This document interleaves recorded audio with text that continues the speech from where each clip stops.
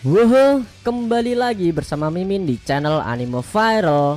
Fans One Punch Man silahkan merapat, karena di video kali ini kita akan membahas lanjutan pertempuran antara Psychos mode Orochi melawan para pahlawan kelas S. Lebih tepatnya kita akan mereview manga One Punch Man chapter 135 versi Read OPM atau Mangaku yang udah keluar 2 Oktober kemarin. Buat kalian yang belum lihat review chapter sebelumnya, bisa klik link di pojok kanan atas video ini ya. Dan buat kamu yang cuma ngikutin animenya atau tidak mau kena spoiler, Mimin sarankan mending stop videonya aja dari sekarang. Nah, di chapter 135 ini pertempuran antara Psychos mode Orochi dengan Dravenite bersama Tatsumaki serta Genos berlanjut. Kali ini para pahlawan lainnya akan ikut membantu untuk mengalahkan si monster. Namun sempat ditunjukkan ada momen yang sangat tak terduga guys. Penasaran bagaimana detail ceritanya? Mari kita bahas. Di awal scene kita diperlihatkan kejadian flashback 5 menit yang lalu. Tepatnya saat Tatsumaki yang sedang berhadapan dengan Psychos mode Orochi.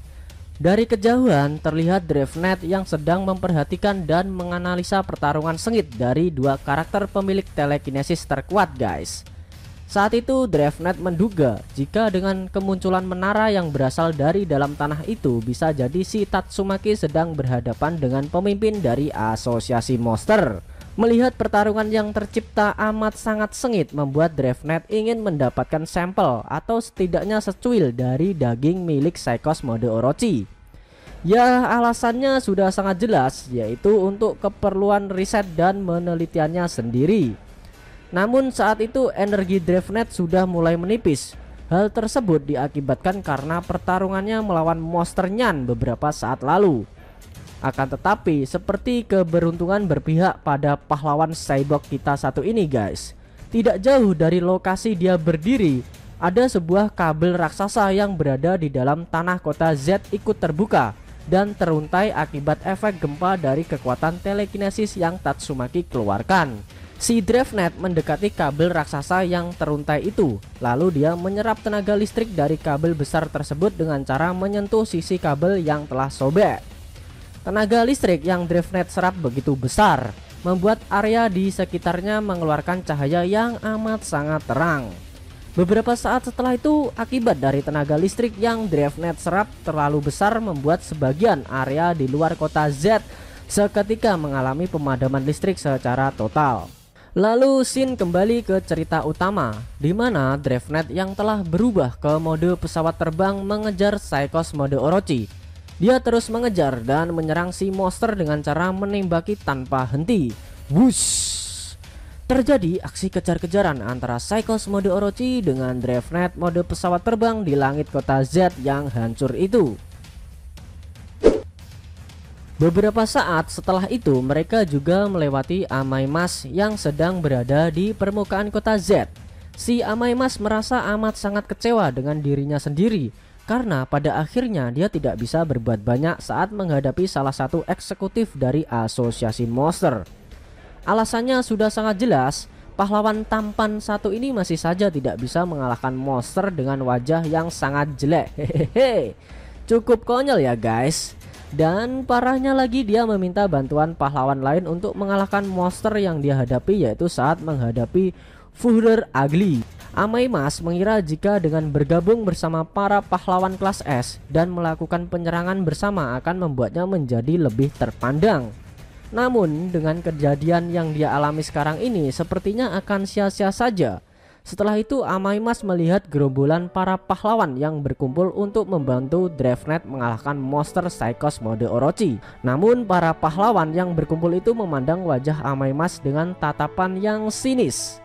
Amaimas yang melihat mereka seperti tidak terima dan dia merasa terhina dengan tatapan yang para pahlawan itu tunjukkan kepadanya. Amaimas bertanya-tanya apakah para pahlawan itu juga mendengar permintaan bantuan yang dia katakan kepada Tatsumaki melalui alat komunikasi saat berada di dalam markas asosiasi monster. Lalu pahlawan tampan satu ini mulai berkeringat dan naik darah. Dalam benaknya dia merasa para pahlawan itu hanyalah sekumpulan pecundang saja. Dia tidak bisa membiarkan para pahlawan itu meremehkan kontribusinya. Bahkan menurut Amaimas, para pahlawan itulah yang harusnya iri kepadanya. Beberapa saat setelah itu datanglah Child Emperor yang menghampiri Amaimas. Dengan ekspresi yang sedikit merasa kasihan, Child Emperor menyarankan Amaimas untuk beristirahat terlebih dahulu dan biarkan para pahlawan lainnya yang ikut bertarung membereskan sisanya.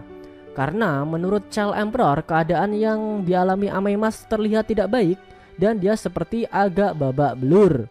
Mendengar ucapan tersebut malah membuat Amaimas merasa amat sangat terhina, karena baginya seorang bocah saja juga ikut mengkhawatirkan keadaannya pula. Amaimas merasa amat sangat malu karena dia sang pahlawan yang tampan itu harusnya tidak boleh dipermalukan seperti sekarang ini. Sambil mengerutkan wajahnya, Amaimas mencoba pamer dan menanggapi Child Emperor, lalu berkata, "Hahaha, aku harus istirahat dulu ya. Tidak kusangka bocah sepertimu akan mengatakan hal itu, tapi tidak apa-apa, tidak masalah." Mendengar ucapan tersebut membuat Child Emperor merasa cukup lega. Si Amaimas merasa jika sepertinya tidak cuma para pahlawan saja, tapi staf Sekinger juga ikut mendengar percakapannya dengan Tatsumaki saat berada di dalam markas asosiasi monster. Jika hal tersebut terkuak ke publik dan seluruh staf di asosiasi pahlawan mengetahuinya, besar kemungkinan reputasi dan kebanggaannya sebagai pahlawan selebriti yang telah lama ia bangun akan hancur dalam sekejap.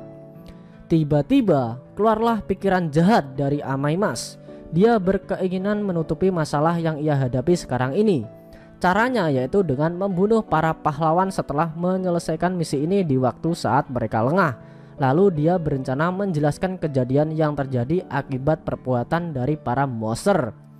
Tiba-tiba datanglah Iayan yang menghampiri Amaimas.